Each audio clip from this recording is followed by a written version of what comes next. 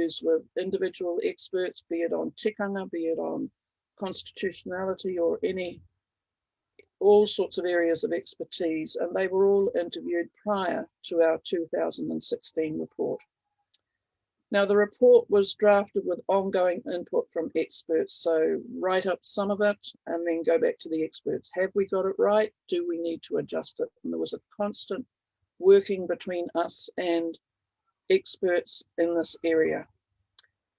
And they were all the report and the recommendations were adopted by National Iwi Chairs Forum on the 5th of February 2016, and then at Waitangi at Te Ti Marae at Waitangi on the 6th of February 2016.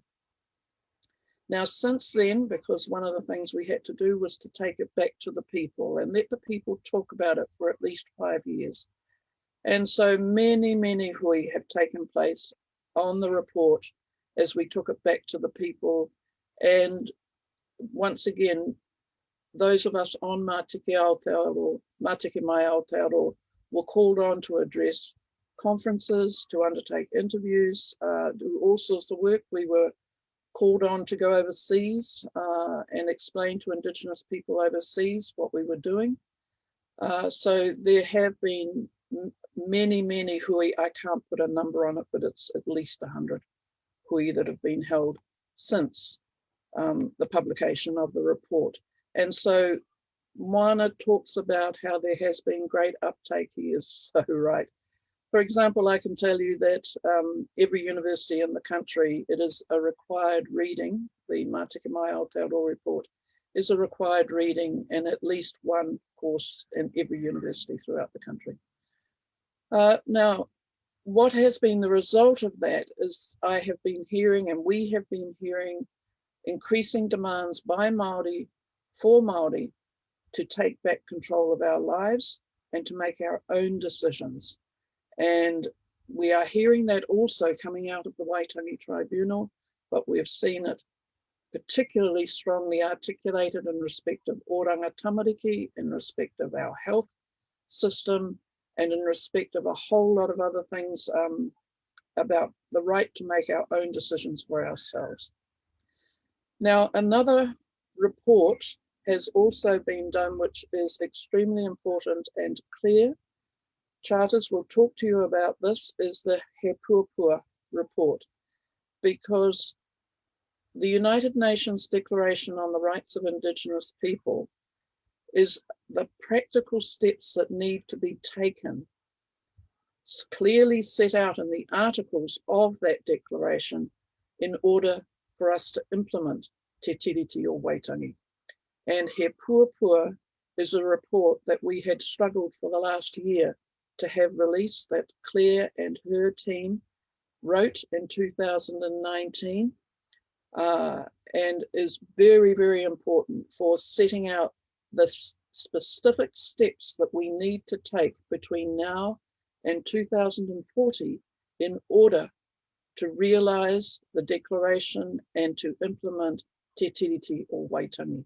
So now what I do need to say is, I'm probably going to steal Claire's thunder here, is that having argued with Nanaya, Mahuta, and then less of an argument with Willie Jackson. Willie actually released that report yesterday or the day before in full. Very pleased to see that. So, and then we've also had Vision 2020 Aotearoa, where we're looking for a vision statement for this country, and that's with Kim Hamilton and Bill Hamilton organising a team that did a brilliant job of that during the lockdown. And then, of course, we have our convention today. Now, one of the things that Moana focused on, and I would really like us to focus on in our kōrero today, is the constitutional values. I know that we often want to talk about the structures and that's often what gets referred to when we talk about Matike Mai Aotearoa. But like Moana, I want us to keep at the front of our thinking the constitutional values, and to ask ourselves whether these values are still the ones that we want to hold on to. And I know that the talk, every hui, like Moana, every hui I went to, this is where the kōrero focused, was on the values. And there are several values, and for your reference, they're on page 69 of the actual report. But if you have got the booklet for this convention, we've set them out again also on pages 15 and 16 of the booklet as well. And there are 7 of these values that we need to be thinking about. Are these the ones that we can base our new constitutionality on? And will they take us into the future in the way that will ensure that we can make our own decisions for our own lives? So they are the value of tikanga, to relate or to incorporate the core ideals and the ought to be of living in Aotearoa. A lot of our people, when we went to the hui, they were saying, yes, well, we know that's what should be, but we have to be realistic and realize that because of the racism and the colonization in this country, maybe we won't be able to get there. And Moana's response to that was, if you don't set the ought to be of living in Aotearoa, you're always going to be aiming for something less than you should be. And so the fact that we do have the very great oppression of colonization still on us, we need to lift that off us in order to set our values and to think about what ought to be the case of us living here in Aotearoa, rather than the oppression that we have as Māori in the current arrangements. The value of community, to facilitate the fair representation of good relationships between all peoples, so that it's not just the individual and the rights of the individual, but rather the value of all of those who choose to come and make this country their home. The next one is the value of belonging, to foster a sense of belonging for everyone in the community, instead of the many groups in this country are marginalized, they feel a lack of worth. And we want to remove that and to have this value of belonging, to foster a sense of belonging for everyone in the community. And the value of place. Now, I have to say that this featured most highly in every hui that I went to, and that was the need to protect Papatuanuku, our Earth Mother. So it's the value of place, to promote relationships with and to ensure the protection of Papatuanuku, and that becomes absolutely key with the situation that we have at the moment with the climate emergency. Now, the next one is the value of balance, to ensure the respect for the authority of Rangatiratanga and Kāwanatanga with the different and the relational spheres of influence that Moana talked about. I will flip briefly through the models to show you those different spheres of influence. But it's that balance between the Rangatiratanga sphere where Māori make decisions for Māori, and the Kāwanatanga sphere where the Crown makes decisions for its people. The value of conciliation, as Moana so clearly outlined, to have an underlying jurisdictional base and means of resolution to guarantee a conciliatory and consensual democracy rather than an adversarial and majoritarian one. And that is fundamentally important to what we do. I know my kuia and kaumātua often, are quite bemused about the way Parliament conducts itself, where everybody attacks each other instead of working together for the good of the country. It's always been, it just doesn't make sense to our people. And then the value of structure, to have a structural convention, to have structural conventions that promote basic democratic ideals of fair representation, openness, and transparency. And I know a lot of people have said to me, especially the rangatahi, that democracy and democratic ideals are not what we want. Moana often asked the people to please consider exactly what democracy actually means. Democracy means that it is the people who decide. The fact that democracy has been misshaped by several people and still called democracy, like what you've got in the United States and the breakdown over there, they claim that that's democracy, but it's not true democracy. Democracy is about the people deciding. It's for the people to decide. And so that democratic ideal of fair representation, openness, and transparency is a value that we need to hold on to. So those are the values, and as I say, they're on page 15 and 16 of this convention's booklet. And then very briefly, because Moana talked about the spheres of influence, just to go through them very quickly, and these are on pages 17 and 18, and of course at the back of the actual Matike Mai Aotearoa report. So we gave, in our constitutional vision, we gave indicative models. So this is just us indicating this is the sort of thing you can think about. So first of all, we had three possible tricameral models. So the tricameral just means you've got three parts to it. You have a bicameral model that has two parts to it and a unicameral that has one part to it. And then you have a multi one as well. But in this first tricameral model, you'll see the Tino Rangatiratanga sphere. That's where Māori come together to make decisions for Māori, by Māori, and as Moana has said, of Māori. That is the place where tikanga forms the basis and our values are the basis. And that would be, in the first model, an iwi hapu assembly. The kāwanatanga sphere, the Crown, we have no doubt that they would wish to retain their parliamentary structure and their courts and public service and what have you. That's up to them. But it's where those two come together to make decisions that you have the relational sphere down the bottom here. So the relational sphere is where they come together, and that's where the need to make consensual decisions is going to be absolutely key.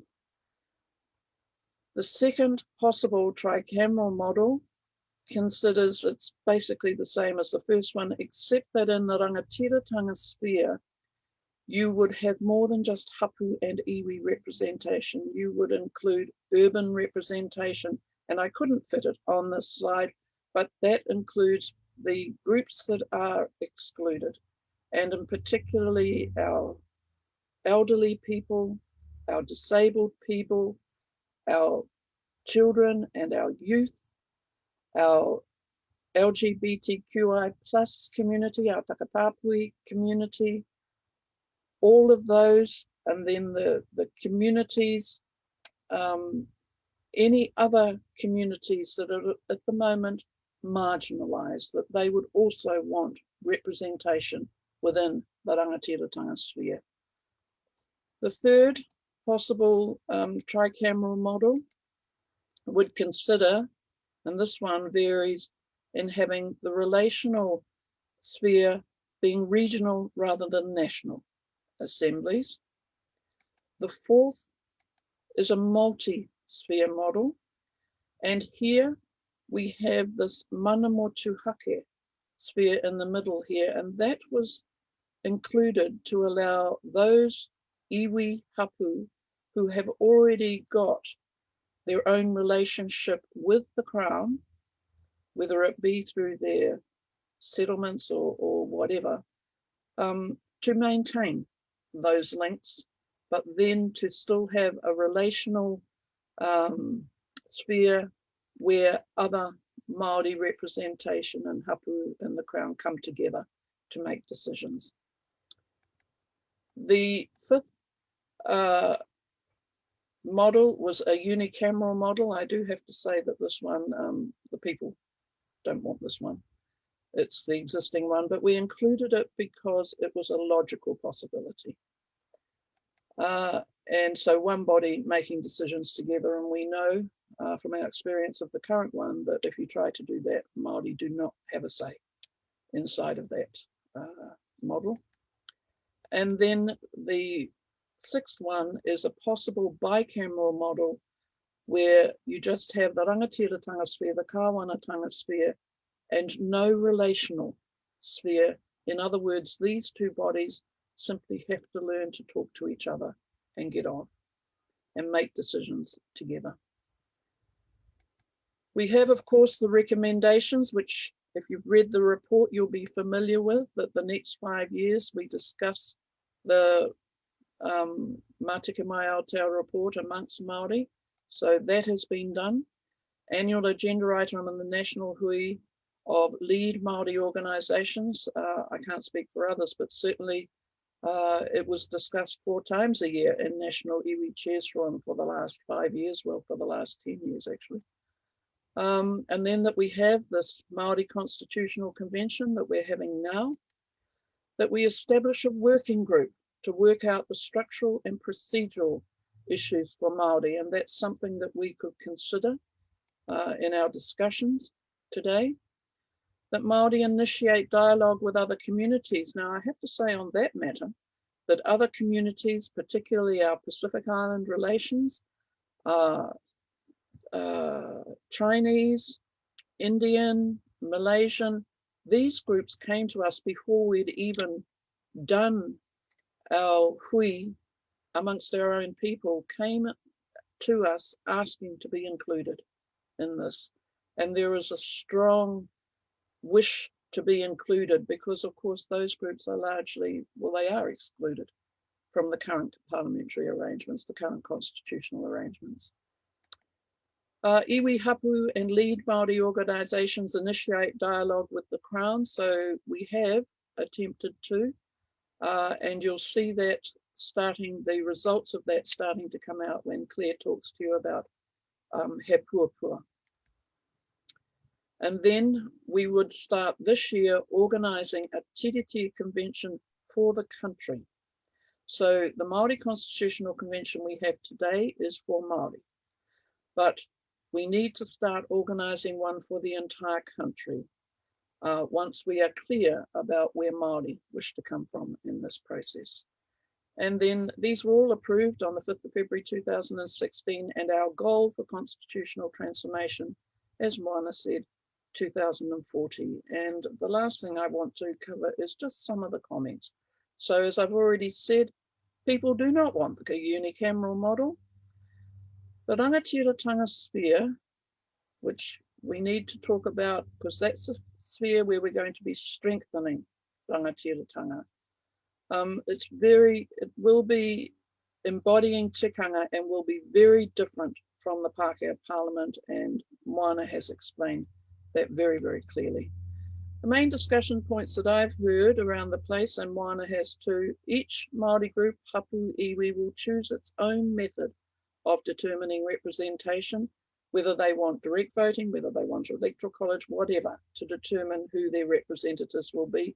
That's for each hapu, iwi, Māori group, whoever they may be, to decide.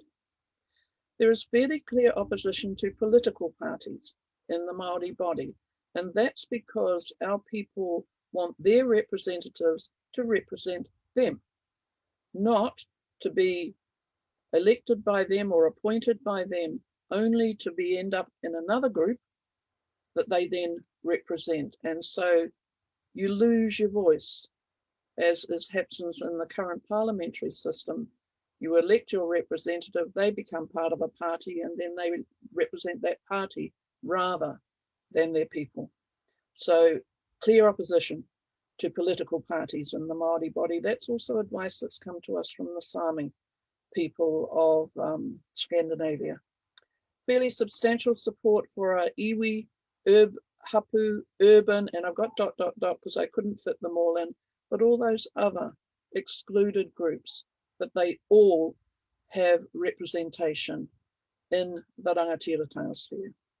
Increasing Māori calls for constitutional transformation and growing support from some non-Māori groups and very, very pleased to see the number of Pākehā who have approached me, wanting me to explain it and being really supportive of what we're doing. And those who are most supportive are the non-whites in this country. There is resistance from white supremacists, and we cannot underestimate their determination. We saw that laid bare in the United States on the 6th of January. So we mustn't underestimate that. But they are being countered by very supportive Pākehā. Nō reira, koe nei aku mihi kia koutou, koe nei taku kōrero I tēnei wā. Nō reira, tēnā koutou, kia ora tātou katoa, ka hoki atu ki a koe, Bill. Kia ora, Margaret, and thanks very much for such a comprehensive overview of where we've been and where we're going to, and the issues that we're going to be talking about later on in the day. So, ngā mihi nui kia koe.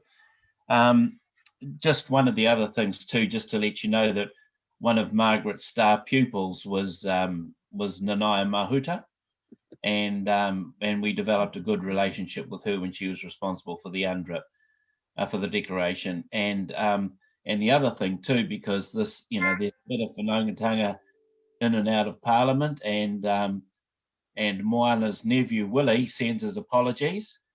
He was going to be here, but he's tied up at some celebrations up at Ruapekapeka.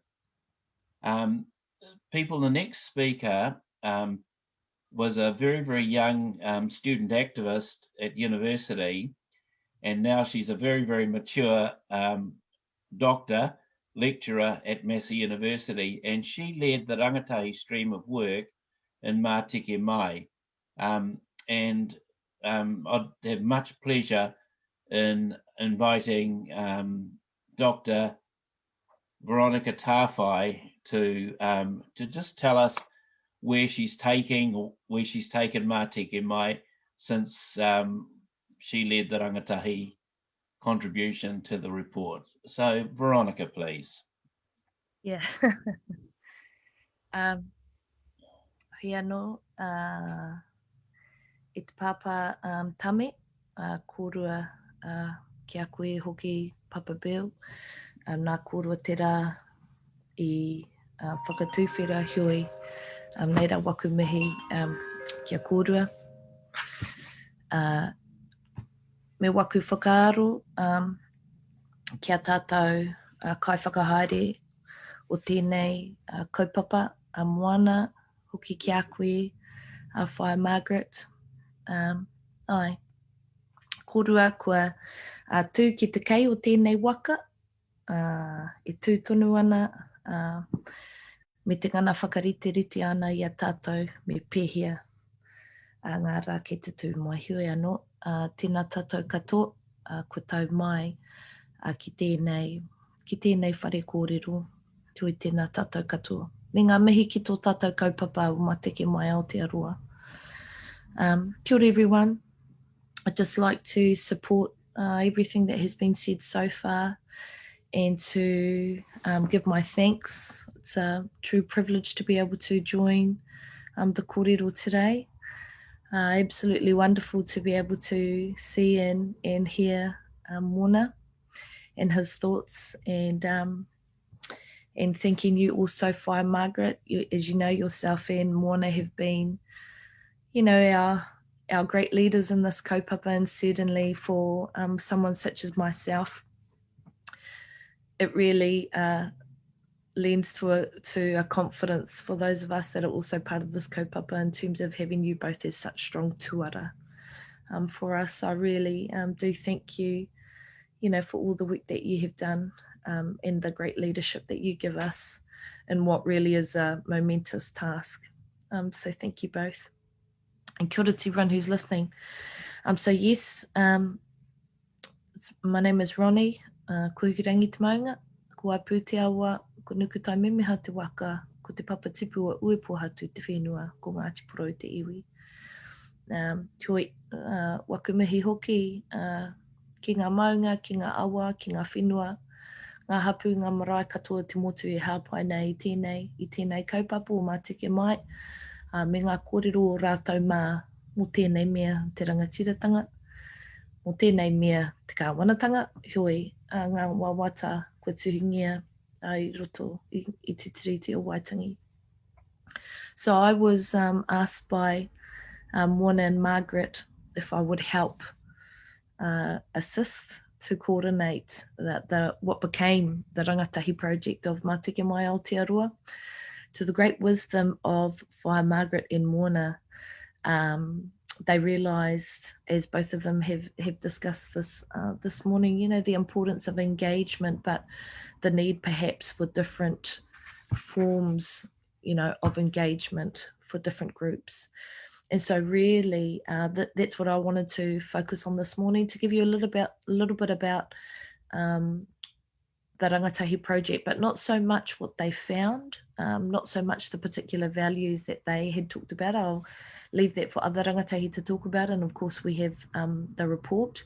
We also have a rangatahi report coming to something that hasn't quite been finished yet, but we also have, it's not a secondary report to the overall Matike Mai report, but rather what you could probably consider a large appendice in terms of just outlining the process that we went through. And so really people, of course, as Whai Margaret particularly has discussed, as we know, ka whanatanga settler parliament system that we currently have is incredibly exclusive. It's not one that our rangatahi feel connected to amongst other groups here in Aotearoa, and it's certainly not one that shows or confirms for them that they are valued, that their lives are cared about, that their input is necessary. And even amongst those of us, you know, such as myself, who have been privileged to be in leadership roles as rangatahi, for example, you know, I went to fairly, you know, Maori school. I was head girl of that school. I remember it wasn't until I was at university that I heard of this thing called youth parliament that we supposedly hold. And, you know, I had other leadership roles in our community, you know, had peers that were also in leadership roles, you know, speaking at manu kōrero, all the types of things that are the, you know, that are certain taumata in terms of growing leadership amongst our youth. And yet I and my peers had never even heard of things like that. And sure enough, because the nature of the youth parliament as it's held here, you know, down in Wellington, is that, oh yes, well, the MPs select who go along, and, you know, it's a very, you know, it's an exclusive group. And it's those types of things when you realise, yes, because, you know, overall the settler parliament system, you know, that's not one where it's envisaged that we will be, you know, destined or involved. And of course, you know, that is at the end of our leadership. And so we can even imagine then what it is like for our rangatahi, who then, as Mona talked about before, you know, are living with the everyday oppressions and struggles that have occurred as a result of living in a settler colonial state. And so a huge part of our task in terms of, if we are going to engage rangatahi in trying to get them to share their views on, if we were to have a constitution in this country that is based on our tikanga, our kawa, he whakaputanga, te tiriti o Waitangi, the United Nations Declaration on the Rights of Indigenous Peoples, what would that look like? To actually, first and foremost, to be guided to pose that to our young people.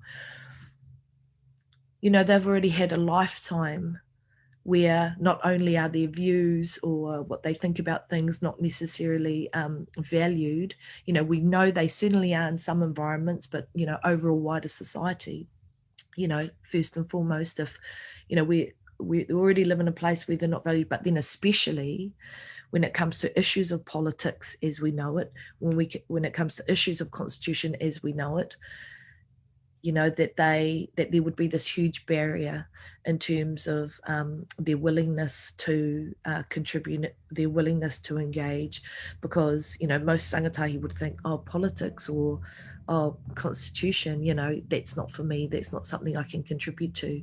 And indeed, one of the first wānanga that we had with the rangatahi was, you know, even on the word constitution, that immediately might turn some people off, you know, that they won't want to talk about it. And so this was really the great task that was before the Rangatahi project, is that for something that first and foremost may appear quite technical, but also appear to be part of a world in which our rangatahi are alienated from, you know, how is it that we might possibly be able to get them to engage? And so just briefly, I wanted to run you through the process that we went through to confirm for rangatahi, you know, one, not only do you already know, you know, what a constitution is, it's just that we call it other things, tikanga, kawa, values, you know, what is the, you know, tika impona, what are the right ways of doing things, that also actually, you know, that we have some pakeke and some elders, you know, who are leading a project to transform Aotearoa into a place where what we see as being important and of value might come to be. And so, yeah, and the outcomes of that, I can say, the appendice, one of the appendices of the MATIKE MAI report is, you know, the values that the particular rangatahi came up with. And we can absolutely say that, as said, we had 70 hui throughout the rohe. I'll explain in a minute how those were conducted. But we can say with confidence that by the end of the wānanga that we had, you know, there was not one rangatahi who no longer felt that this was an area that they were not, that they could not contribute to. They knew that they were valued. Some of the feedback and the ideas that they shared were, you know, astute, incredibly insightful, you know, and just beautiful. Just all the things that we know our rangatahi are in terms of, you know, thinking of the well-being of not only themselves and of their whanau, but of other communities here in Aotearoa. And they really did exude, you know, the aroha inclusiveness that Whai Margaret is talking about. And so when it came to that task, people, what is it that we did? Well, firstly, so it was with a smaller group of rangatahi first, and what we decided to do straight off the bat is that we knew that, so we needed to come up with a wānanga in terms of a workshop. That workshop needed to be dynamic. I totally tautoko the kōrero of Whai Margaret here in terms of all the whiz and bang. We had rather superb set of skills amongst the rangatahi that were in that group. They knew how to do up videos. We had someone who knew how to create a DVD. We had poets, we had musicians, we had artists.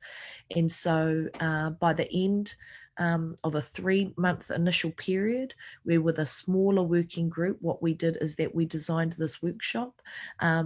We had 1.5 hours of, you know, spoken word poetry, of group activities. We had props, we had role play scenarios, and all to spend a decent amount of time with the rangatahi that we were going to engage, to be able to draw them in and build their confidence as to, one, you know, yes, you can know and understand what a constitution is, and two, what you have to say is of value. Now, in terms of the actual process of the workshop, and this was important, is that, you know, and as any tiriti or waitangi educator can tell you, you know, is that, of course, the truth as to what it was that our tipuna envisaged when they signed te tiriti, what te tiriti actually means. In the mainstream schooling sector, that is still very, very much withheld, you know, from our people. And so it wasn't going with the assumption that we all have access, you know, to the same knowledge. Myself, the rangatahi that were involved, we all understood that we came from a great place of privilege. in terms of the kōrero that we have within our own particular whanau, and also having access to our great kaiarahi such as Pāmoana and Whai Margaret. And so that where we were coming from in terms of our understanding, that might greatly differ from other rangatahi that we were engaging. Not to assume that, because of course there are many whānau who have managed to, against all the odds, maintain their own kōrero, and so have that kōrero tuku iho come down. But we also realised that there were many who wouldn't. And, and I must say, one of, there were many heartbreaking moments in terms of when we did go out and engage with some of those rangatahi in the community right throughout Aotearoa, because, you'd have these, what are now babies for me, but you'd have these rangatahi, beautiful chocolate skin, sparkly brown eyes, say, oh, what's tikanga? He'd never heard of the word tikanga. What's a rangatira? And so those were all great reflections for us. But the workshop certainly was developed in that way so that it was inclusive in terms of all rangatahi, wherever that may be. Because the last thing that we ever wanted our young people to do is to be punished for growing up in colonial society, and to feel any whakamā at their own lack of knowledge about who we are, because of course none of that is of their own doing. And so of course, where did the rangatahi start in terms of the workshop? Is that they started off with, what is kawa and tikanga? What is kawa and tikanga? So our rangatahi had this really dramatic entrance, and it was dark, and the video went through and basically explained te kore, te pō, te ao marama, rangi nui and papa, and about how our kawa and tikanga come right from there.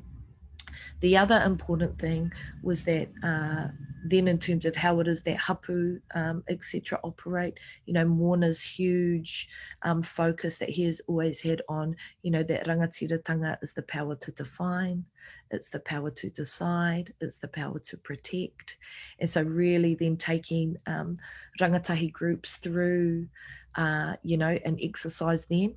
And one of the group exercises, for example, and these are all just examples about, how the type of thinking that we need to do to draw people in whānau is, we would get them in small groups and go, right, we're a hapu, what's our name?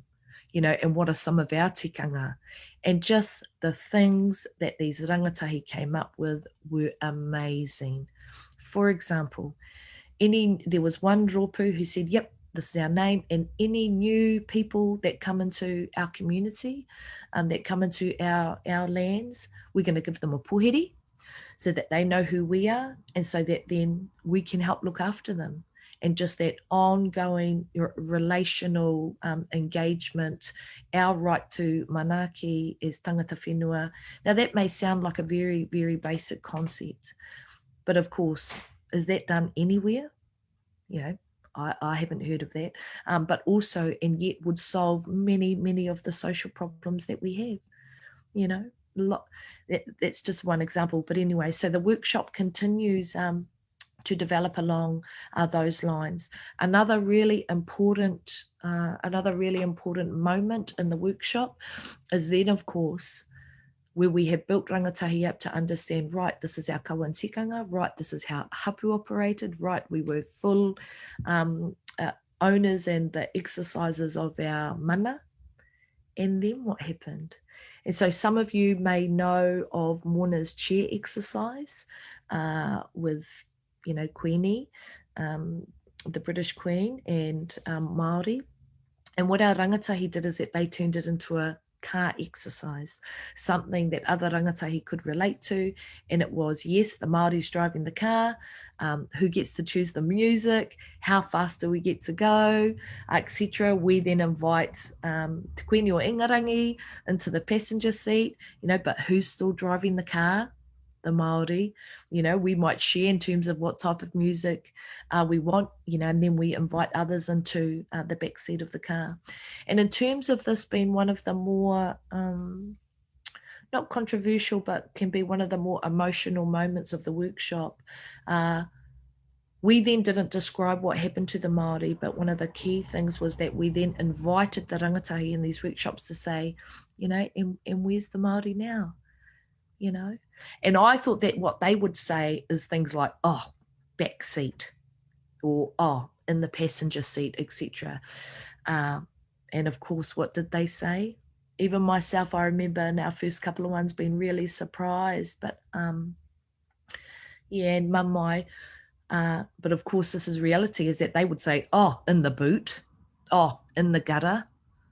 And so what we would do is that we would go, right, come on then, you know, Māori, and we would shift them out of the driver's seat and place them to wherever the rangatahi, you know, had said that they were.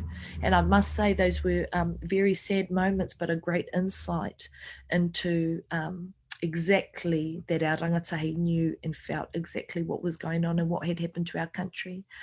But, you know, in terms of the ongoing hope that we have for something, one of the key aspects about that particular activity in the workshop is that we have props, you know, so Queen Iwangarangi would be wearing her crown, and the rangatira had on this korowai. So we made these, part of the development of the workshop is we made up these mock korowai.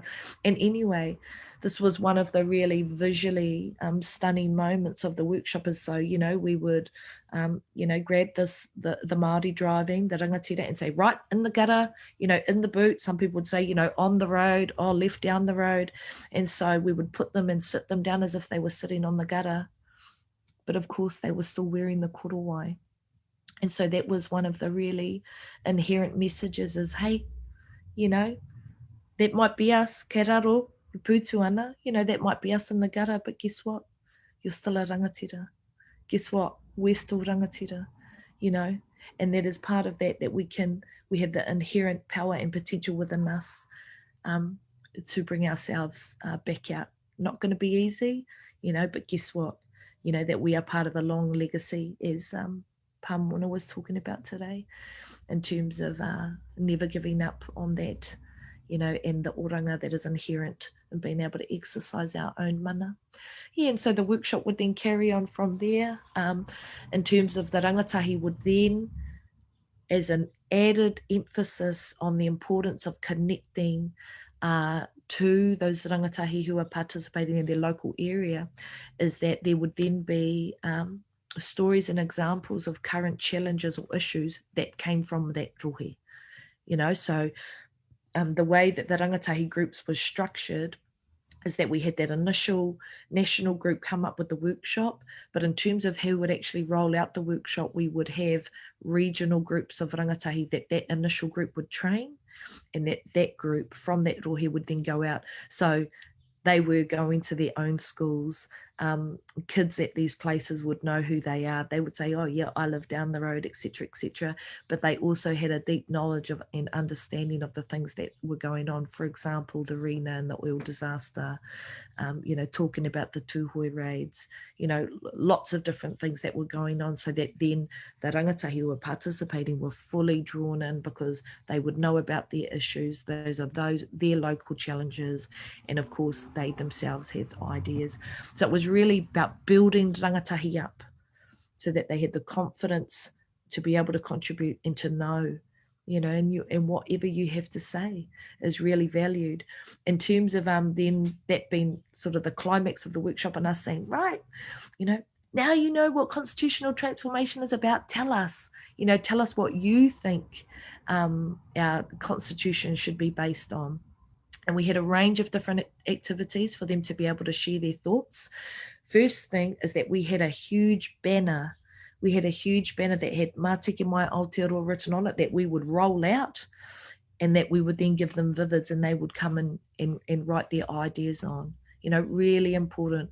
Another one was that we would have a video camera, and you know, we love Māori kids, not shy. We would have a huge line of these babies coming to talk, and it was really just about giving as many avenues as possible to capture, because of course, if we had given out a bit of paper with, you know, awesome. Now you know that, can you fill out this survey?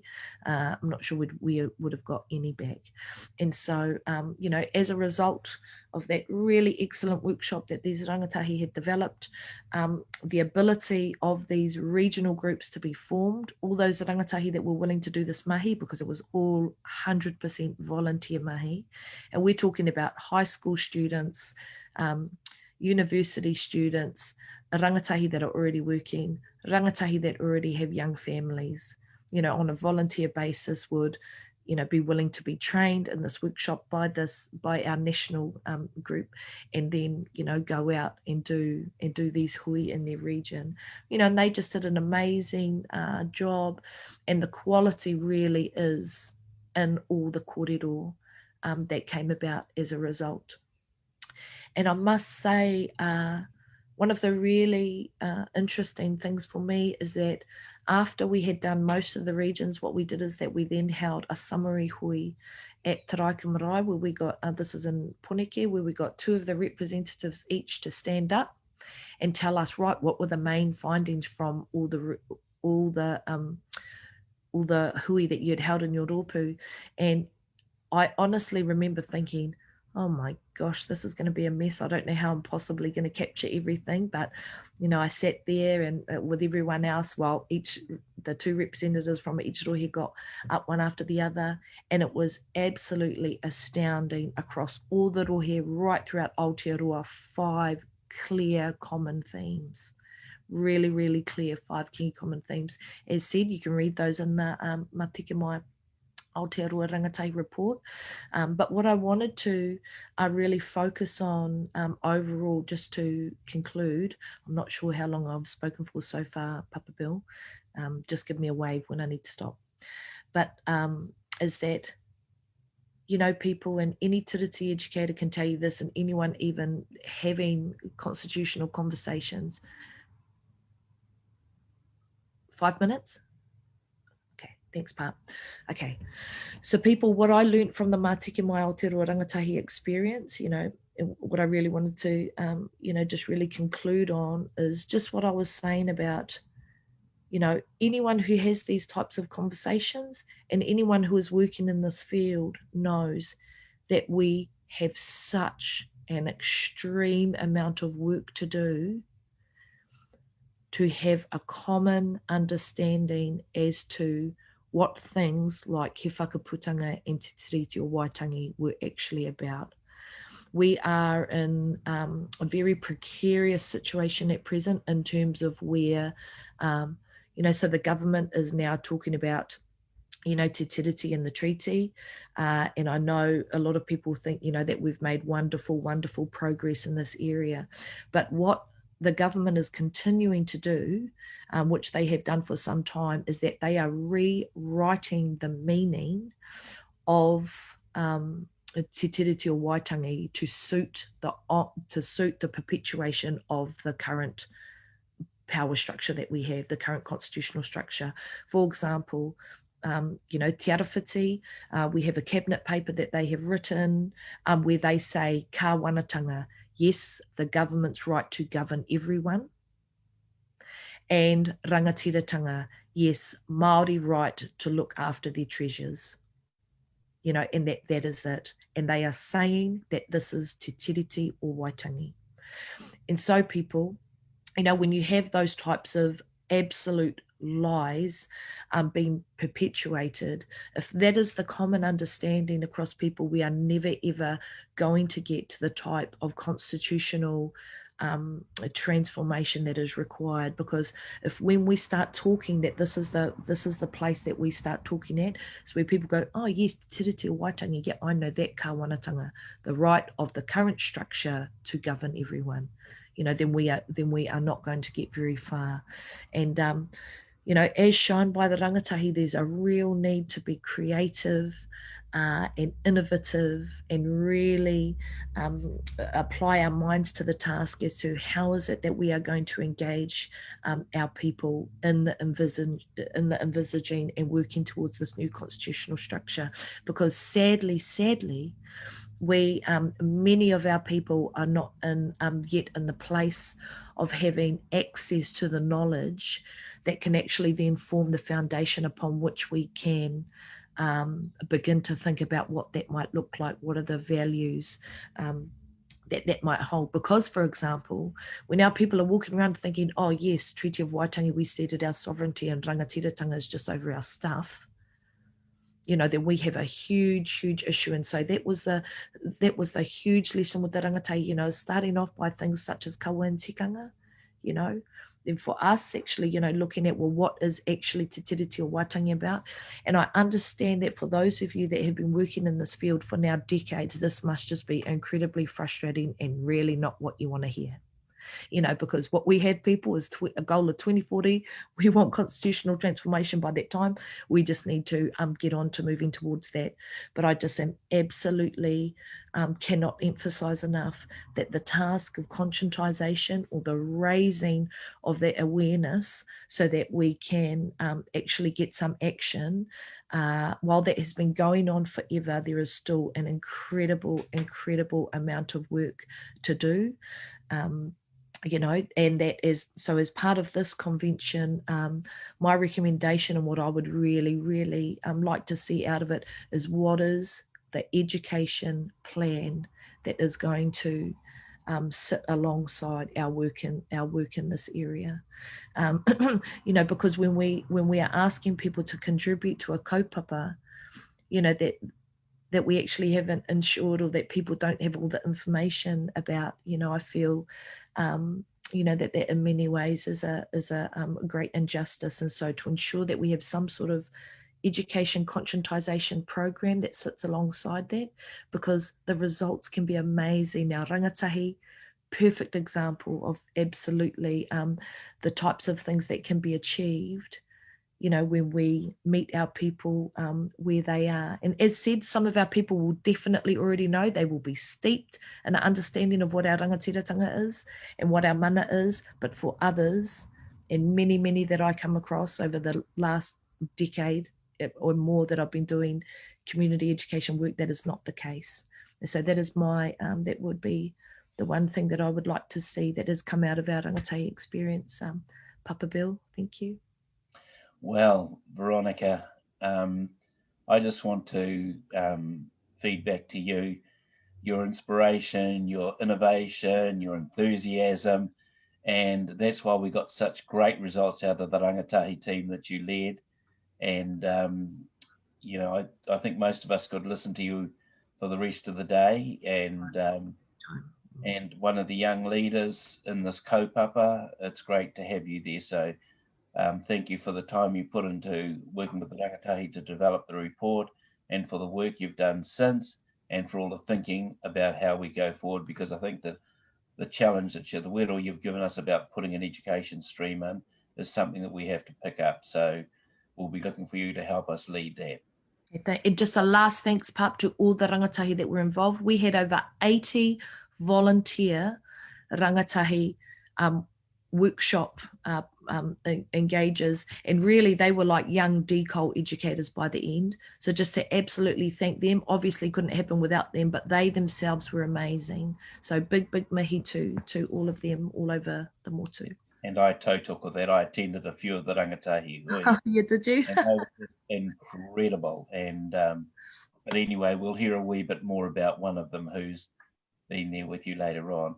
Our next speaker, when we set up the independent monitoring mechanism to monitor government's implementation of the Declaration on the Rights of Indigenous People, Claire Charters was one of the first people to put up her hand and say, I will help. And she's been there ever since, playing a leadership role.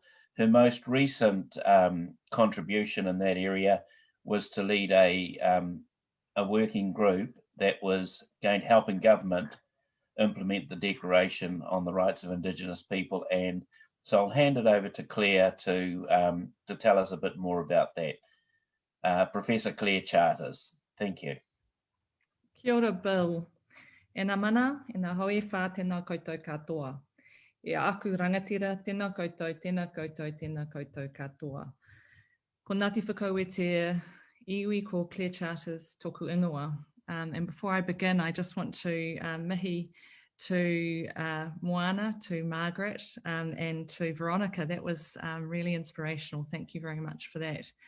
It is really quite intimidating following in all of your footsteps, and I just really want to briefly introduce He Puapua, which is this report that we wrote as an independent working group, albeit appointed by the government, to come up with some ideas about how to realise a national plan of action. So a national plan of action to realise the Declaration on the Rights of Indigenous Peoples. It's with great pleasure that that I can announce, and Margaret also already mentioned that the report will be made public after over a year soon. It has already been released to those who requested it under the Official Information Act, I understand, finally, just this week. So that's really, really great news. I do have a PowerPoint that I'm going to share with you just to provide some sort of background to what I'm talking about. So I'll just pull that up now, and I will make that big screen. So hopefully you can see that. So the first thing that I wanted to say about He Puapua is that it is the output of a working group established by Cabinet. It was made up of 5 Māori, so we came from different places, but including academia, including iwi bodies, and from around the Mutu as well. So we had representation from around Aotearoa. And it was also made up of 4 very inspirational government officials as well. And I think we worked together very well to come up with He Puapua. So just some focus on what we were looking at in He Puapua. The main, I guess, objective of ours was to think about a plan that might realise tino Rangatiratanga. We were drawing on Matike Mai, but also we were drawing on Te Tiriti, of course, and Te Whakaputanga, but Article 3 of the Declaration of the Rights of Indigenous Peoples, which was in that declaration the outcome of many decades, almost a century of advocacy by Indigenous peoples in the international arena, in the League of Nations firstly, and then in the United Nations, to seek recognition of our sovereignty and of Indigenous people's sovereignty. And that was very central to our work in coming up with a plan of action or some ideas to advise government on a plan of action. That is also obviously the key focus of the hui today, is thinking about how we might realise tino Rangatiratanga and that it be governance of Māori, the point that Moana made earlier today. But how did He Puapua come about? It had some pedigree, I guess, more recently in the iwi Chia's independent monitoring mechanism. So since 2015, this independent monitoring mechanism to monitor the government's compliance with the Declaration on the Rights of Indigenous Peoples has been thinking about and assessing the government's actions with respect to the Declaration. And each year we submit a report to what's called the UN Expert Mechanism on the Rights of Indigenous Peoples, which is, I guess, the central UN body that looks at international and domestic compliance with the Declaration. So that's where this He Puapua came, because each year the monitoring mechanism, the IMM, has been calling for a national plan of action to realise the Declaration, for the government to really put its money where its mouth is and come up with a plan as to how it might realise the Declaration, and especially the right to self-determination.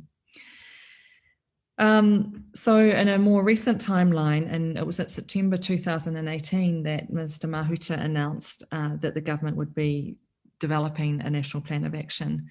That was followed up by a visit from the UN Expert Mechanism in April 2019, which was facilitated by this independent monitoring mechanism.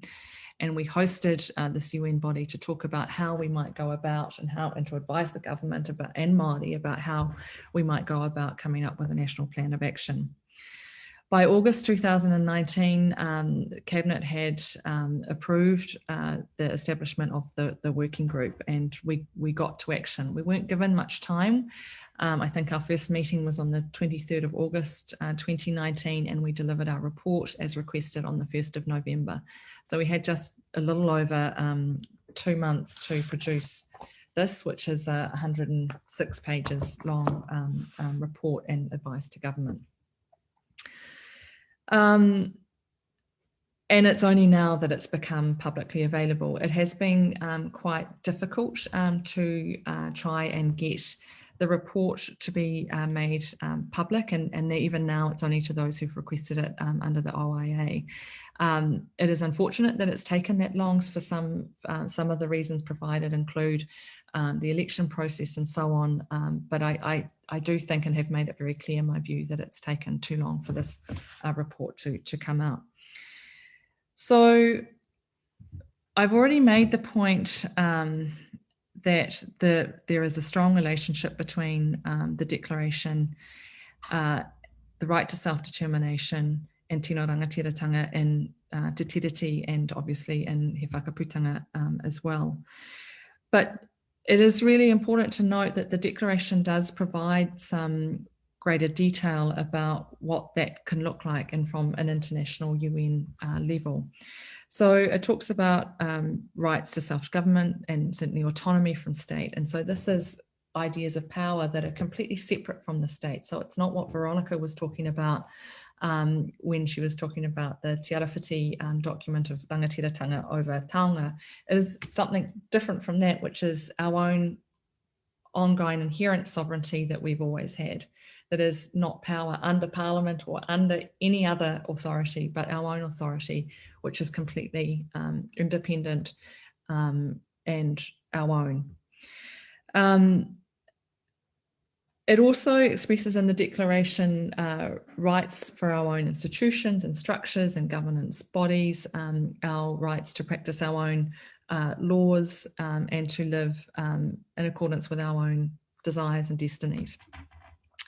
There are recognitions of rights to lands, territories and resources, and that's something that Moana made clear at the beginning, that the relationship with Papatuanuku, referring also to the Bolivian constitution, that to have rangatiratanga or self-determination, you also have to have control and strong relationships with and live in balance with the point that Margaret made with our lands, territories and resources. And that's something that comes through very clearly in the declaration. So how did we then translate the declaration and those ideas into advice to the government about how it might realise the declaration? We focused, as mentioned, very much well, not exclusively, but very much on self-determination. And we set out here, and I've got on the PowerPoint, our vision that Māori will be exercising authority over Māori matters as agreed by Māori. So it's up to us to determine our jurisdiction, if you like, using a legal term, and over our lands, territories and resources, and over all matters that are important to us, which is pretty much everything. The iwi and hapu will have agreed and established our own governance structures and have our own authority recognised, which is a point that comes through very clearly also in the MATIKE MAI report, and that tikanga Māori will be functioning and applicable across Aotearoa under Māori authority. And we've got there where appropriate under Crown Kawanatanga authority. And we see Kawanatanga and Crown authority as something completely separate, but there can be rules and particularly around maybe the environment where tikanga might also regulate under the Crown authority, because what we're seeing in law is that Crown's increasingly seeing how good tikanga Māori is at regulating many different issues, including, for example, climate and the environment. So the next steps for He Puapua after this it's been well over a year now since we delivered the report. I understand that Cabinet will be considering the report soon and publishing the report in a more accessible format, I think also, and that will be available soon. We hope that there will be, as part of that Cabinet consideration, the establishment of a high-level Māori governance and ministerial-led engagement. So that will be Māori coming together on equal basis as Crown Ministers to come up with a plan about how to engage and put flesh onto that plan. There's a few points that I want to make about He Puapua and about the ideas that we came up with. And one is that we were very much inspired by concepts and ways in which governance is shared in other jurisdictions between Indigenous peoples and states. There are very few examples where the state and Indigenous people share power equally, unfortunately, but there are some good models that show stepping stones, I think, along the way to what would be equal power and authority sharing. And they include, for example, the Bolivian Constitution, which Moana mentioned, but also some examples from Sami, where they have Sami parliaments. The Greenland model is with Inuit in Greenland is quite inspiring also, as well as examples of constitutional recognition of tikanga as a law recognised also within the state system. Now that's separate to have tikanga recognised as part of the state system than from having our own governance institutions. But I think it's also important to have that constitutional recognition also. We were also inspired by significant research from Harvard University.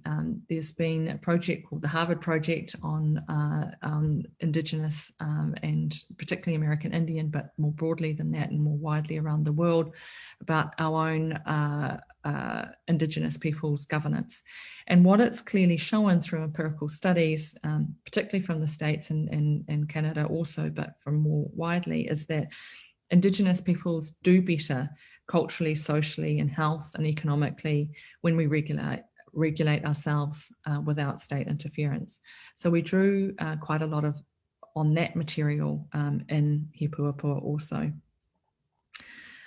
We also tried to come up with some ideas about how we might move to separate and independent authority by Māori. And realisation of Tino Rangatiratanga coming from this very colonial phase in which we unfortunately still live, as Veronica clearly pointed out.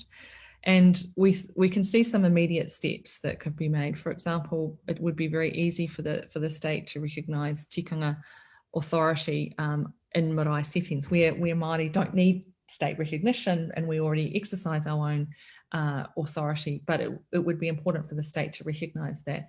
I think in this COVID experience that we've had where many hapu iwi have expressed our own authority, I think we can see that, and the state hasn't interfered with that and is maybe not explicitly, but I think implicitly recognised that. I think that's a good step, bearing in mind that in He Puapua we're advising the Crown. We've also recognised as processes to enable greater return of our territories. And one idea that we think about and we mention in the report is Crown authority over, Māori authority over the Crown estate, including the conservation estate. That's where tikanga Māori could regulate and should regulate.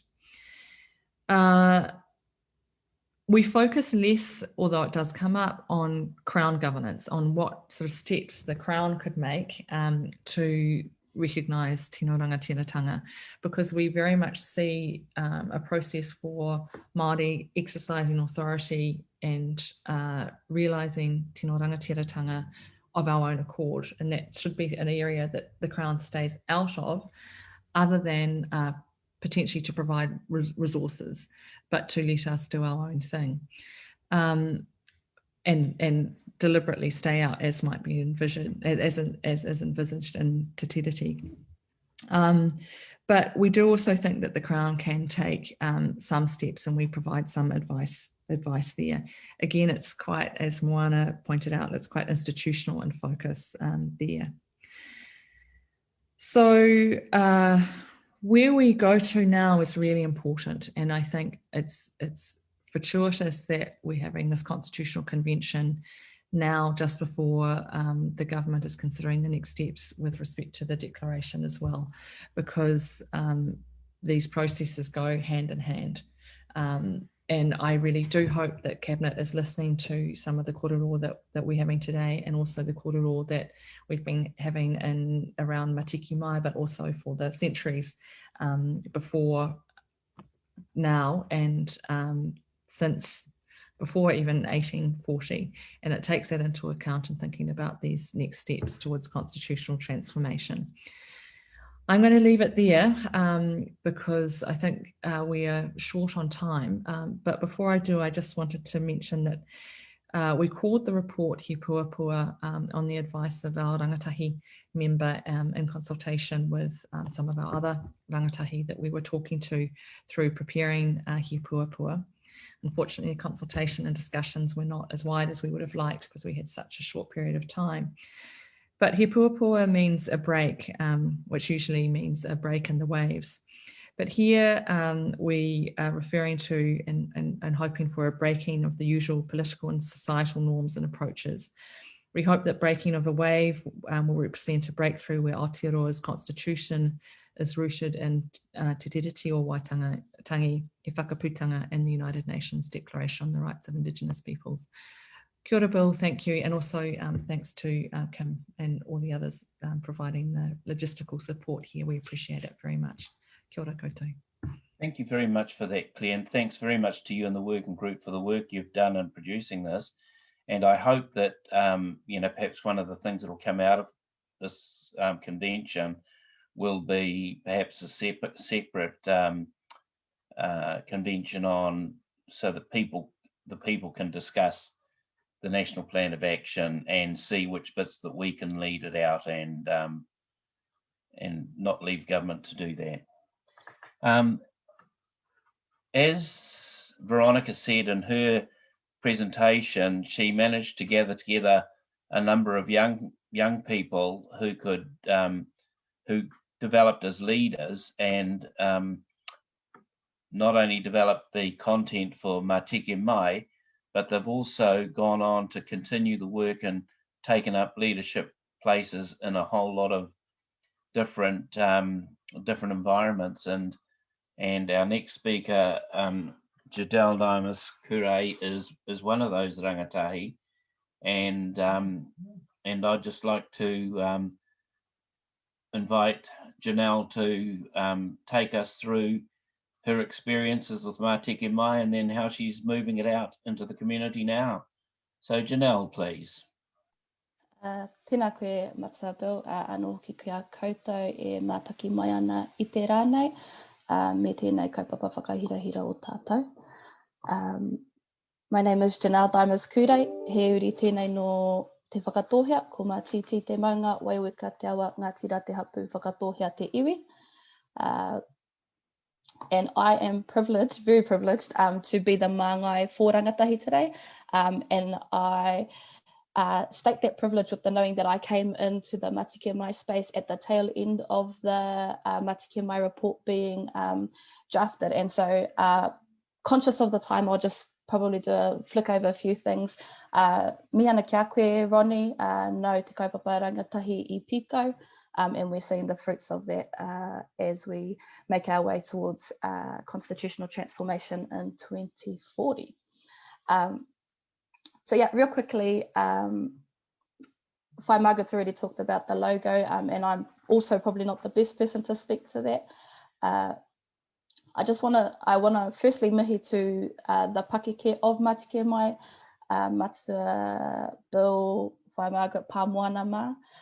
And really the mihi is that to be able to recognise that constitutional transformation is an intergenerational conversation is really, really important. And we see that play out in the MATIKE Mai report and in the work that's being done since. And I think it's a critical takeaway point as we move through the journey of constitutional transformation. For rangatahi, the gravity of the contribution that has been made for those who were in primary school or just starting high school when the 2016 report was drafted hasn't settled with them yet. And what we know is that over the next 20 years, we're going to see a shifting or a passing of the flag. And I think it's critical to the sustainability of this kaupapa and to constitutional transformation that's done well, and then that is done properly to ensure that we have succession and sustainability across this kaupapa. I've just put up on the screen the names. These can be found in the report of those who, hopefully some of them are in the workshops later on this afternoon, but these would be the authorities, those who went out, done the mahi with running workshops and curating the report and really sharing that kōrero back through the report in a way that's really authentically rangatahi, but more importantly, ao Māori in terms of its intergenerational thinking. So Veronica talked mostly about the process used in the original rangatahi workshop, so I won't really touch on that, but just to say that so the first rangatahi piece of mahi came out in 2016, and that was presented to the Iwi Chairs Forum in 2016. Since then, our rangatahi rōpū has been doing a little bit of work looking at what the implementation of UNDRIP looks like. And I've just got up on the screen probably the report findings. You'll see that there's no date on the report findings, and the really important point that I want to make here is that the conversations that we had in the lead up to the Matike Mai Aotearoa report in 2016 basically didn't change across a 4 or 5 year period. And so what we're hearing is consistent. We know where our rangatahi are sitting, where their understandings are at, and effectively, just real quickly, the 5 things is that the health and well-being of our natural environment of Ranginui and Papatūānuku are critical to our well-being. It's actually something that's not very well conveyed within our laws of New Zealand, and so I think a new or a transformed constitution would have Papatūānuku and Ranginui and all of the ecosystems within at the forefront. The second one is the te manamotuake of tangata whenua through kawa and tikanga, and looking to our foundational documents such as He Whakaputanga, Te Tiriti o Waitangi, and our legal tools such as UNDRIP, and really reinforcing that one of the kōrero from the original rangatahi rōpū was that their role in going out to 70 rōpū and having wānanga across 70 locations, their role was to reignite rangatiratanga within the participants, and to capture that and to shift it into the technicality of constitutionalism. Now, I think where that differs is that for rangatahi, there's not this great understanding of constitutionalism, and Ronnie talked about it quite a bit. But effectively what happens is that when we tie things up in all these different difficult concepts, it makes it hard for not only for tamariki rangatahi, but for all New Zealanders to participate in. And so the most important work that has been done in the rangatahi space is to start from this notion of rangatiratanga and what does that look like outside of systems and institutions that currently exist around us. And the beauty of that is that we're given, or we're allowed the freedom to dare to dream beyond what our pakeke who currently participate within the system in all ways, shapes and forms currently do. So the third one is Māori knowledge systems and institutions, and the right to mātauranga Māori was a huge finding out of both reports. The fourth was around the rights of all people to peace and mutual respect, and Pāmoana stated it beautifully today around conflict system of governance that is conflict driven or conflict based versus mutual understanding and using processes of wānanga, kotaitanga and whanaungatanga as mechanisms to reach resolution. And then the fifth one is the right of all to access health and well-being. And so really just quickly here is what we're saying is that across two separate reports, slightly different focuses. The first one was the MATIKE MAI Rangatahi report, the second one being the UNDRIP report, or implementation for action plan for UNDRIP, is that the conversation always started with what Rangatiratanga looks like, and the outcomes and findings did not change one bit. And so I think unreservedly we're on the right track when it comes to setting up those value systems for constitutional transformation. I just want to talk about the role of rangatahi, because effectively I think everyone throughout our speakers has really touched on what has been done and kind of the importance of what has been done and how it will inform us moving forward. And I guess the question is where to from here? And so what we know is rangatahi is that we know and we recognise that we're the beneficiaries of movements. And I say that, I've written something quickly here. So we speak our reo Māori naturally, fluently, carelessly, not confined to a stage or the pai. We won't ever suffer by the crack of a whip or the snap of a cane for voicing of our native tongue. Our children will not know what it is to speak with trepidation, stumbling with uncertainty and shame over words that are rightfully ours. That's a movement. Hāpai tia te reo. That's a movement. Mataora e moko kauwai are now worn like birthrights and passage rights and guiding lights. Their internal connections worn as outward reflections. No longer do the etchings on our skin mean prison tags or wins badge. From the streets to the TVs to the halls of parliament, moko tia te ao, that's a movement. Our whenua has been occupied relentlessly, fought for in courts, in parliaments and in person, so that our pepeha aren't just words on paper or thoughts and ideas in our head, but so that we can walk up our maunga, our children can swim in their awa and toil their whenua. By the effort of those before us, our babies have their pito bound by muka, they sleep in wahakura, they play with taonga puoro and perform in piupiu, they graduate in korowai.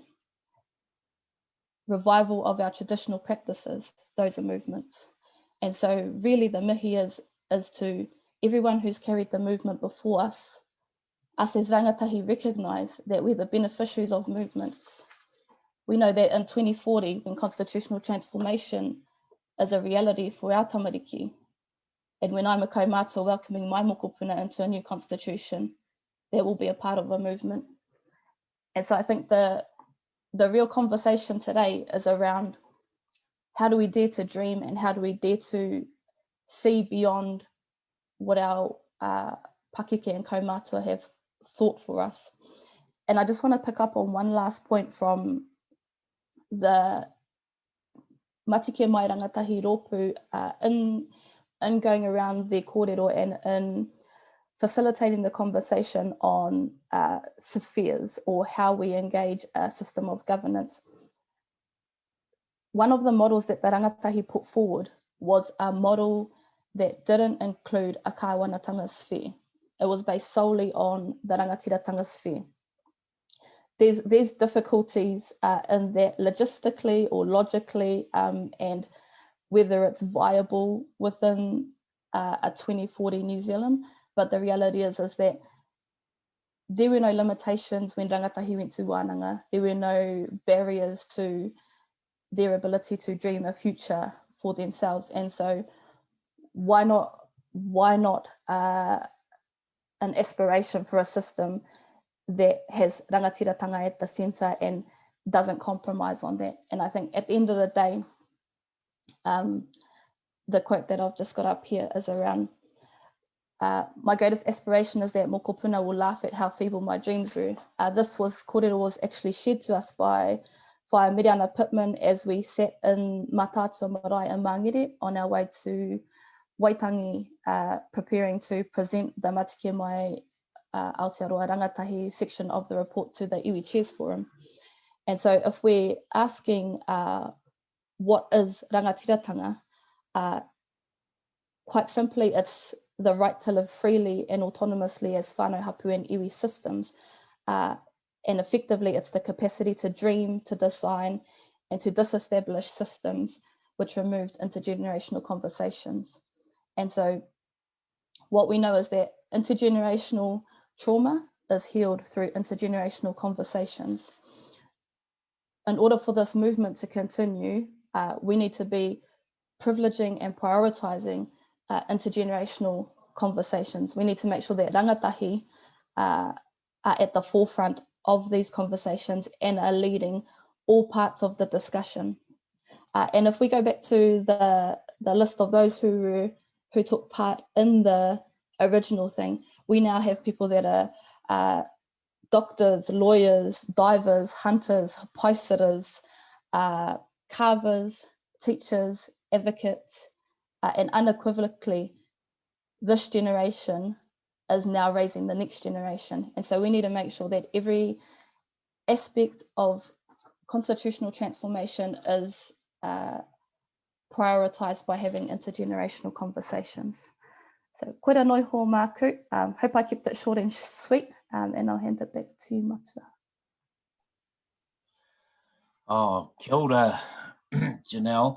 I'm reminded of a kōrero that I heard some time ago that says, lead, follow, or get out of the way, the rangatahi are coming. So, kanu te mihi atu kia koe, Janelle.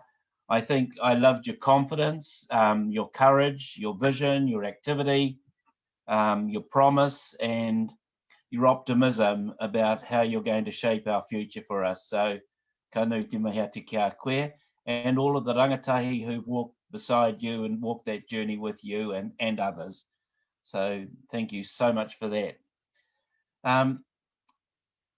Last year, we asked Tahuya Taylor, who was one of the rangatahi in this kaupapa, to interview iwi chairs about how they see rangatiratanga, and that inspired that paper that's in the booklets on page 9.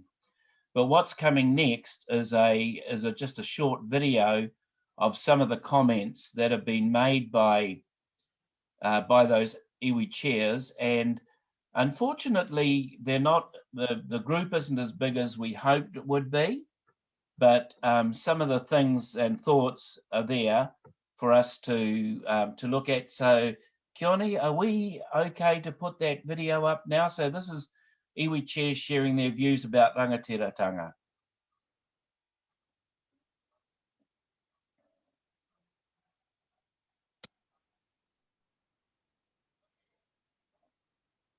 If we think about rangatiratanga in its purest sense, having the right to basically make decisions and have the ultimate say and authority over where you want to be, is probably the ideal for everybody. I think the varying degrees sort of depends around how and in what settings you're asserting that.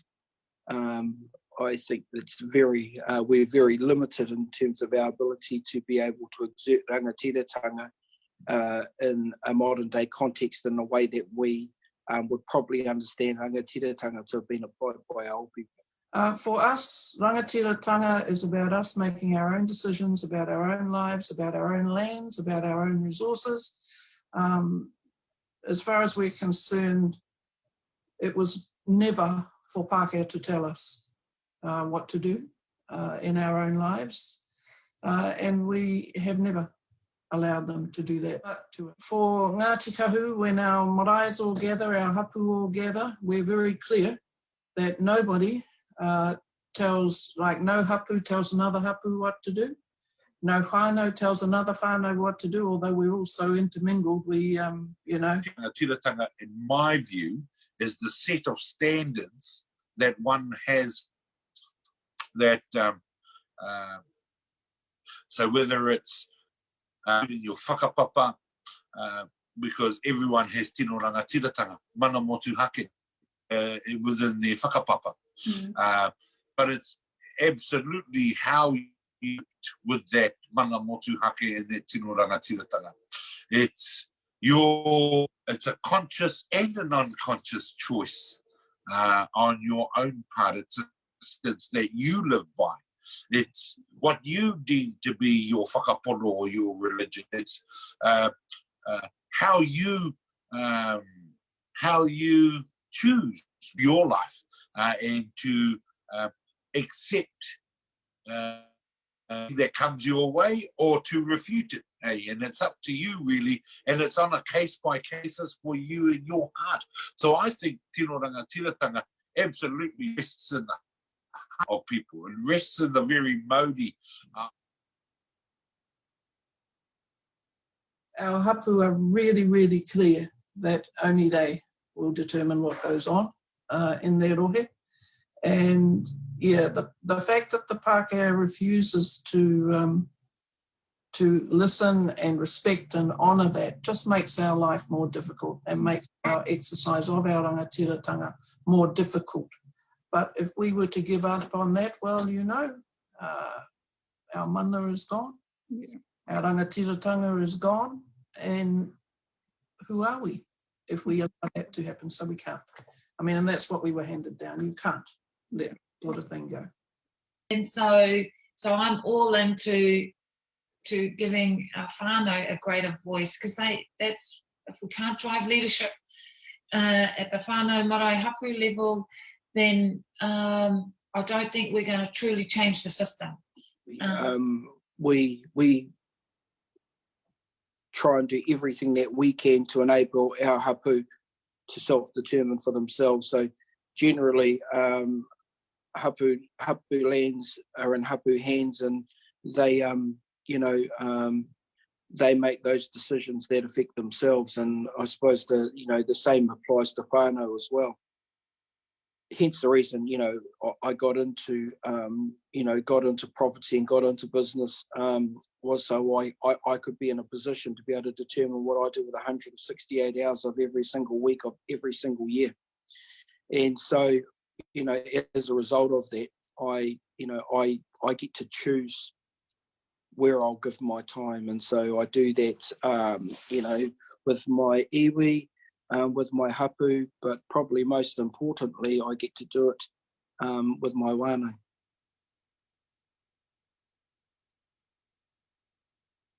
Some people, may not want to assert rangatiratanga, well, may say that they can't assert rangatiratanga unless they have it in its totality. And I don't believe that. I think you have to reclaim what you can and you assert it in a way that is consistent with your own values. I think tino rangatiratanga is about what resides in a person's cells. So to show tino rangatiratanga, it has to be on a personal level.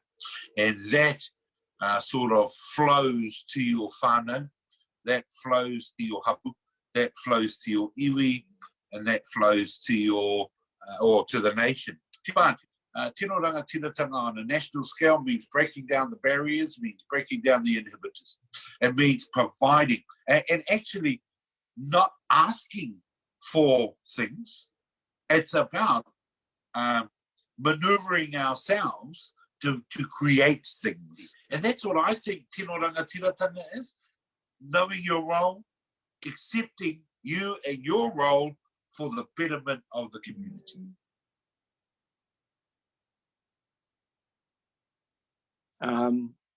But ultimately, I think my view is that I don't want to have a relationship with any organisation external of our iwi, because there's a statutory requirement for them to have a relationship with us. I want them to have a relationship with us because they want to, and because they see we both see the mutual benefit and value of having that relationship. Pretty much, I think in New Zealand we've and as a result of so-called democracy, is that we have this view that if it's good for Māori, it's good for New Zealand.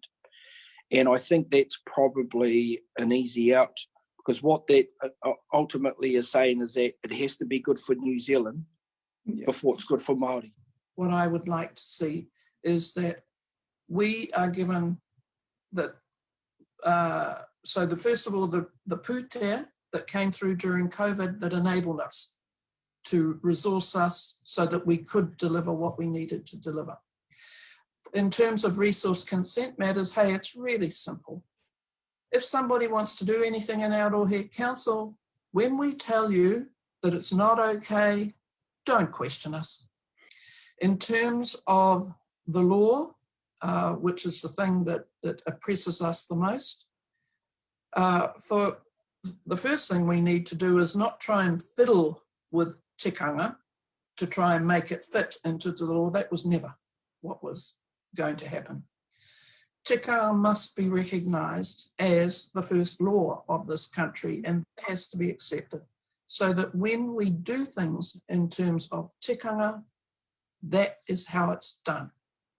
And no, we should be setting up our own health aspects and saying, you fund this, this is the model that works for us. Yeah. That's how Ko Hangareo started.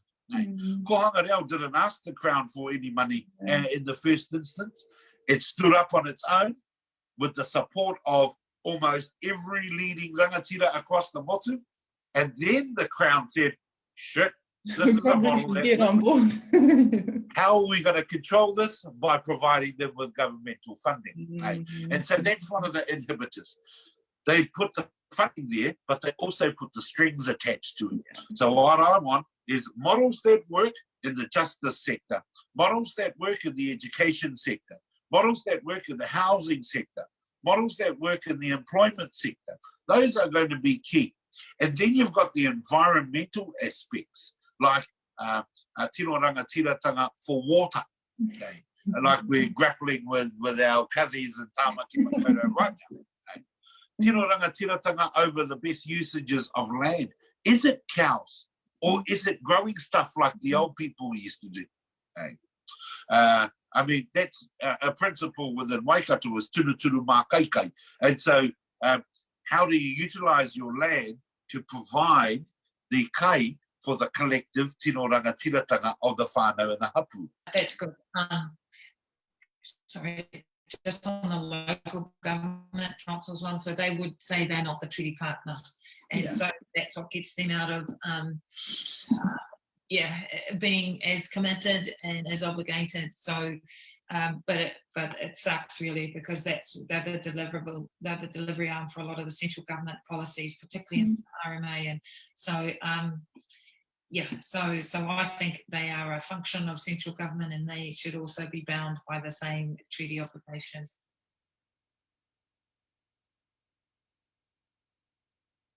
Our the value that others place upon our contribution to the greater good of our tribal areas has probably increased, and I can only see that happening on a bigger scale. And I think, there's a, the Māori economy and the contribution that tangata whenua play to the New Zealand and global economy has grown, and as a result of that, people are starting to sort of sit up and take a bit more notice. Exercising too, tino rangatiratanga, not only would we be, living on our land as and how we want to, we would have our own economy up and running. We would love to reinstate our communal gardens, for example. We used to have, and it wasn't all that long ago, 40, 50 years ago, huge communal gardens. We want those back. Tino rangatiratanga for us is us being able to survive and prosper and be healthy on our own lands the way we want to do, and answerable to nobody except ourselves, but responsible for the relationships we have with the other whanau around us, the other hapu around us, the other iwi around us. From a tangata whenua perspective, if it's good for tangata whenua, it's good for tangata whenua. If it happens to be good for anybody else, then that's just a bonus, but it shouldn't be the premise in which both central and local government do things. The treaty is always sort of something that we go back to, And you know, I think the sad thing about it is that we have to keep going back to this founding document to remind others what their obligations and responsibilities are to tangata whenua here. That's an unfortunate situation to be in.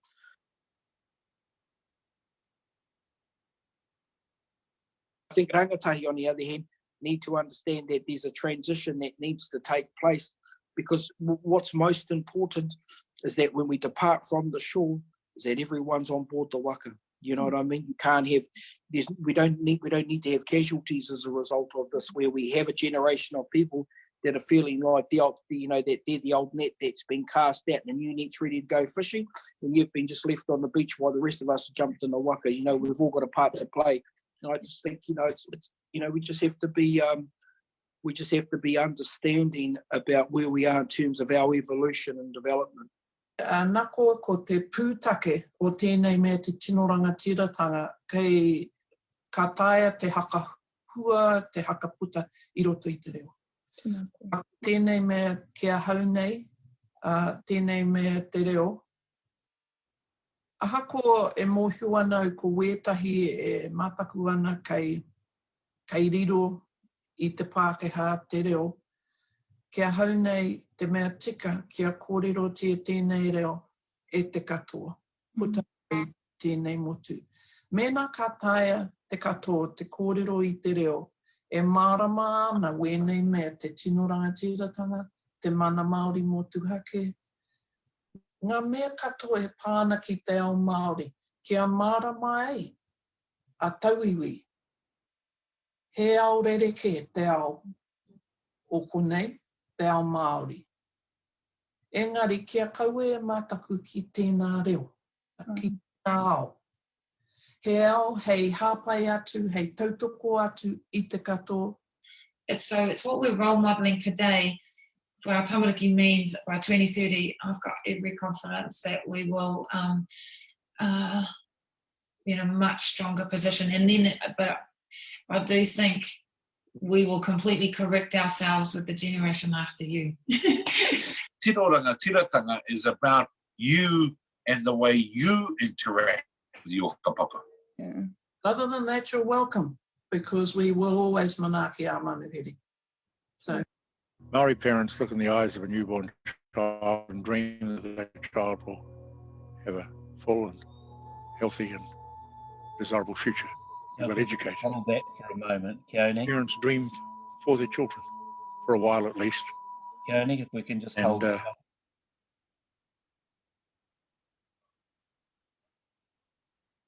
So, just want to thank all of the iwi chairs who participated in that and given us something to think about. One of the things that we did in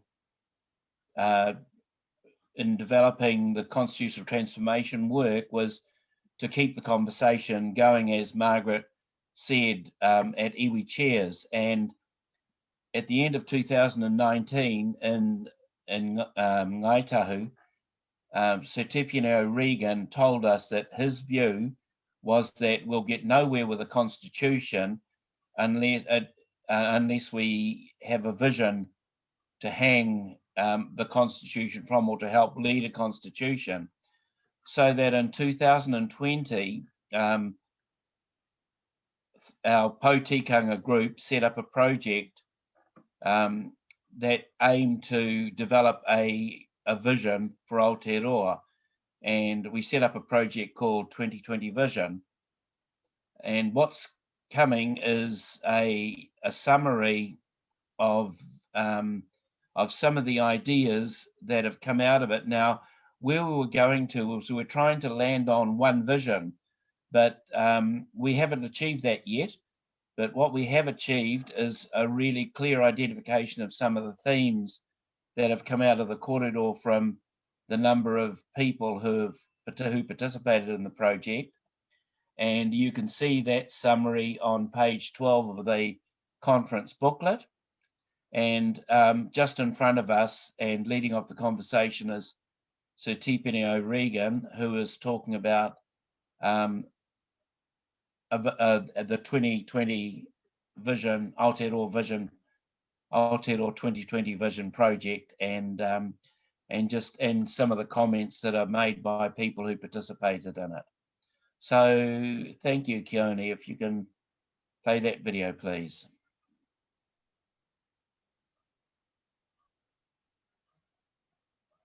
Maori parents look in the eyes of a newborn child and dream that child will have a full and healthy and desirable future, be well educated.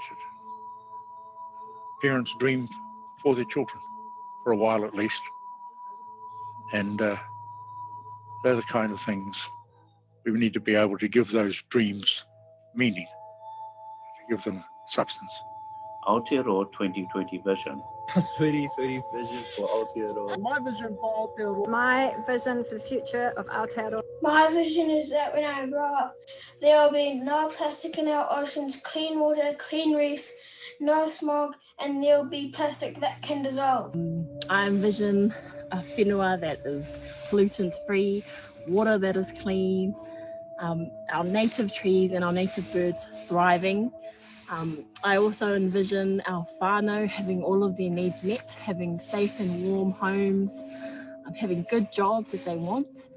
But also I envision our people in terms of their wairua, feeling safe and secure in themselves, in their identity, in our Māori culture and our language. I think this is important because with all of these different factors, it allows us as Māori to be the best that we can be. Aotearoa 2020 vision is such an important kaupapa because we here in Aotearoa don't have a written constitution which lays out exactly what we believe in and stand for as a country. I haven't got a full prescription, but I believe very deeply in the idea of the rule of law. But that means we've got to pay particular attention to the law that I'm dreaming of. Those laws need to be flexible and able to work and be just. We've got to actually believe that justice is not only possible, but that we should individually and collectively ensure that justice drives our society. If that requires judges, fine. But you want people who care about the idea of justice, not just about law. Collaborate, cooperate, co-learn, and get together and participate in something like this is very empowering. It helps us think about our values, explore what they mean to us and how they have a positive impact on a future that we leave behind. Whanau, they better be able to go down to the beach down there, go fishing, go diving, still go hunting down in the bushes if need be, all of this kind of stuff. These are the taonga that I inherited, and I make sure that my moko and so forth will be able to carry that on. But then thinking as a wider whanau, making sure that as a country we can move forward knowing that our culture is not othered. A vision for Aotearoa will provide direction for all of us. Would be more green focus, future focus, remembering climate change is a thing, new economic system, plant trees, communities, that kind of thing, all one. I believe personally myself a tiriti-based constitution because we are all tiriti people. It is not exclusive to one, but we are here in a shared history, shared culture, shared lands, shared vision, shared futures. Ko tōku wawata mō Aotearoa kia hoa para kore ki tēnei wāhi. Surely the beach should be able to still go fishing at. We don't have to use phrases such as to enable, to empower, or to encourage in front of the word Māori. I want to be talking about Māori success in the present and in the past tenses, and the idea of being successful and being Māori are one and the same. We would live sustainably, that we would think about Papa Tuanuku and the effects that we have on her, and that would live in a country that has no racism. That would be amazing. Ko taku moi moi a mo Aotearoa, kia tū rangatira i aku mokopuni i tēnei ao, nō rātou tonu te ao moa pōpō. Tihe, Māori ora. My vision for the future is that every New Zealander is treated with respect and has the support that they need to realise their full potential. As well as that, I hope that as a nation, we don't just accept the status quo, but continue to evolve and ask what we can do better for each other. A safe place for our child to grow up and everyone to kōrero te reo Māori. Tētahi whāinga oku, me kore tētahi tāngata kotahi e noho matikai ana. Tētahi whāinga tuarua, me ata whai tai ao tātou. Whakatō rākau, kaua whio rāpehi. Nā te mea, o tātou ko tai ao ko tātou.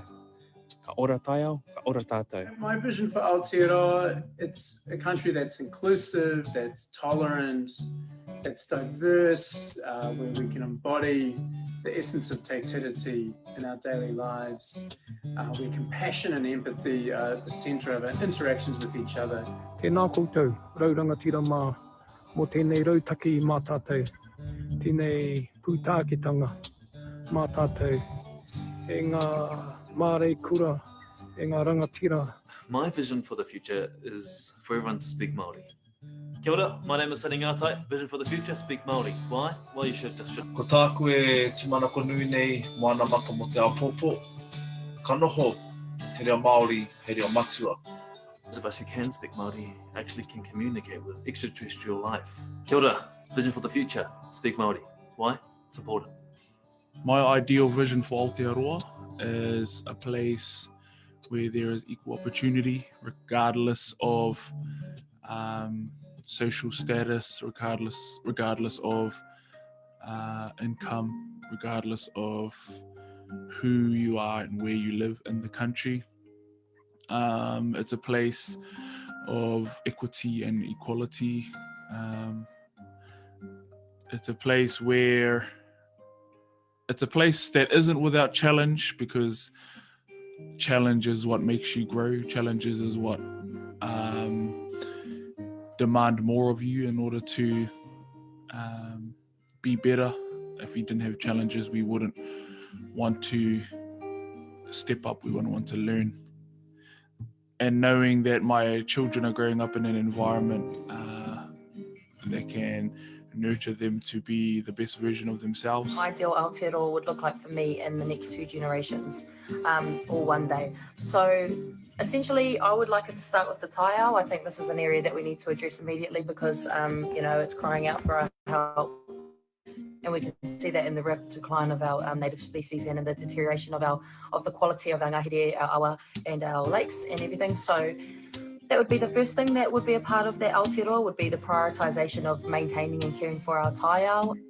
Keep building connections, keep building relationships between people, between organisations. In order to really have change, it has to come from the people. Like, governments won't change until the people push for change. And in order to get people to push for change, they have to have that collective vision. They have to have a collective understanding of what they want society to be, which is why I think your project is so important. It is about conversations. It is about talking to people. And I've always thought for quite a number of years, decades, that our measures of success are not healthy. So often our measures of success are what you own and how you look. Yeah, and it's your house, your car, your clothes, your whatever. And our measures of success often are not what you do, how you behave, who you are. Aotearoa 2020 vision gives the people a platform. It gives them a space to speak their pono and to ask those questions that need to be had, like, what do we want for the betterment of our next generations? What can iwi and whanau do to contribute and help shape the vision for Aotearoa? Keep having those discussions. Keep having those important kōrero that need to be had. Ask the questions. What matters for your whanau? What matters in your community?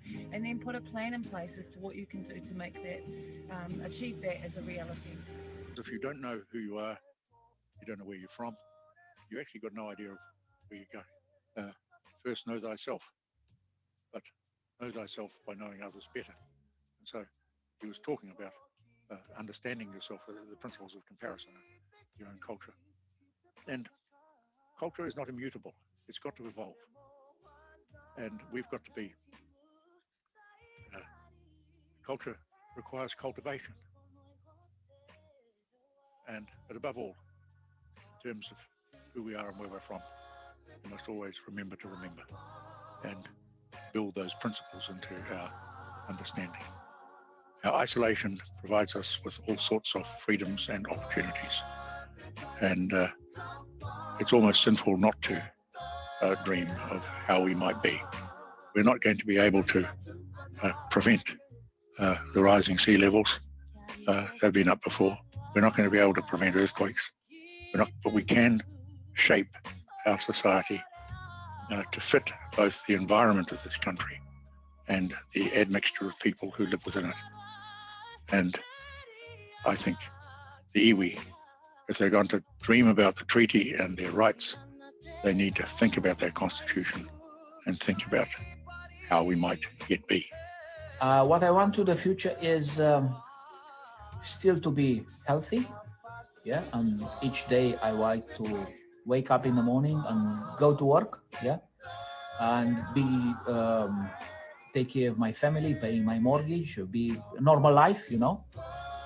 And yeah, it's a place where gives you the opportunity to live a good life. Yeah. Exactly what our whanau want to see for our country. From there, we can help it to shape and guide what we want for our whenua, what we want for Aotearoa, and eventually get the message through for these people down here. Any vision imposed from the top down will fail. A vision built from and by the community will be the best vision our country could have. To get a vision that will unite us, we need to involve all communities, all ages, all ethnicities and abilities. A whanganui rangatira, Rangitākuku Metikingi, said, ko te pai tāwhiti whaia kia tata, ko te pai tata whakamaua kia tina. Seek to bring distant horizons closer and sustain and cherish those that have been arrived at. Let us name our pai tāwhiti so we can bring it closer and sustain and cherish what has been attained. That's what I think an awesome Aotearoa would look like. Just a few things, but yeah, kia ora.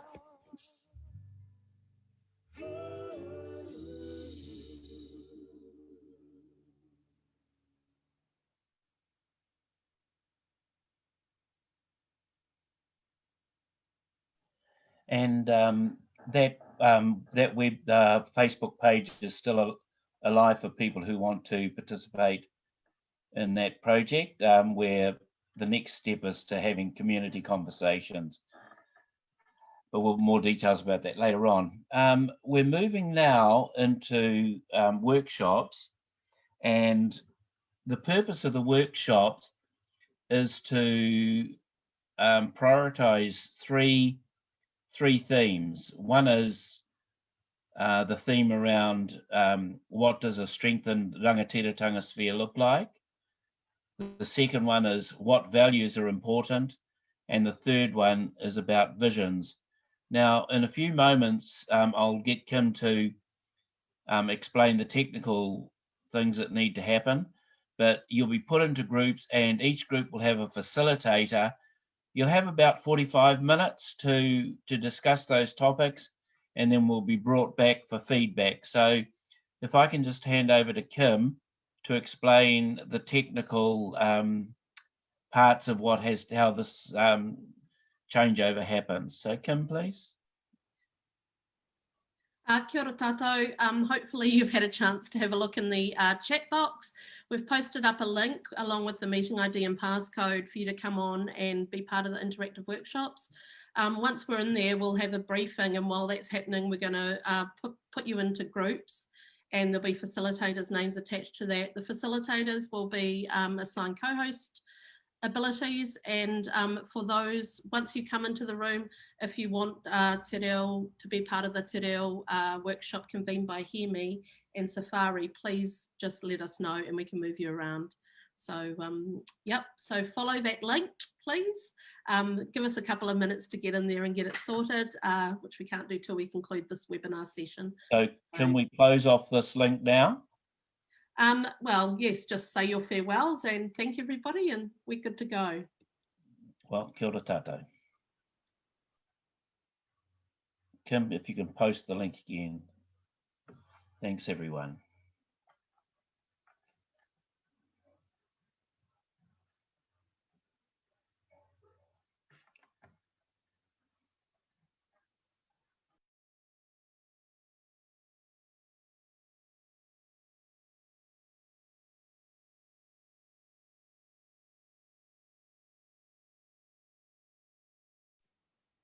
Ka pai ki one. Do you want to shut us out and I will start the Zoom? Thank you. Thank you all.